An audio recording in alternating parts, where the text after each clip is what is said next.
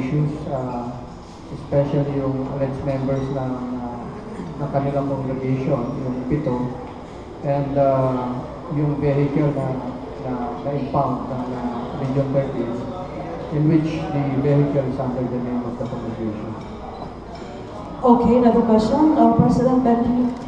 Sir, based on your professional assessment, is there a possibility that you could file charges against Pastor Quiboloy mismo?